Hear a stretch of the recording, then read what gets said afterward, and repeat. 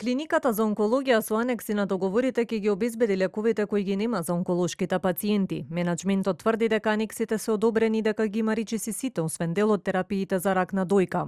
Во меѓувреме здравствените власти уверуваат дека има заменска терапија со која се третираат пациентите, а најавија дека за кратко време ќе почне и тендерската постапка за нова набавка на лекови. Мора да се смени нешто во законот за да може и предвремено, пред тие 3 месеци да се отвори постапка со цел ако нешто се случува административно или ако не се појави никој, да имаме време уште 3 месеци да може граѓаните да не останат без терапија.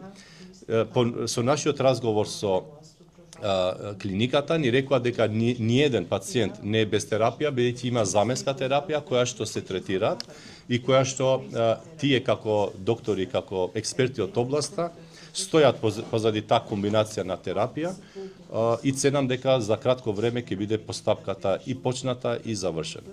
За недостигот од лекови за ретките болести пак за кои алармираа пациентските здруженија, министерот ги отфрли како шпекулации. Сепак во истата изјава и самиот потврди дека нема еден лек поради тоа што доцни увозникот. Ви велам не точно и се шпекулации, за жал понекогаш поттикнати од приватниот сектор и мора да бидеме транспарентни и да ги наведеме и овие работи. Може да има ден-два во моментот додека увозниците ги увезуваат, но никако нема недостаток на лекови. Јас се заинтересирав и добив информација од институциите и ми рекоа дека се работи само за еден лек кој што касни не заради нас како институција, туку заради компанијата која што ја увезува. Од пациентските здруженија за ретки болести пак одговорија дека знаат дека терапијата е нарачана, но како и секогаш велат тоа не е направено навреме и не е прв пат да има дупки во континуитетот на терапијата.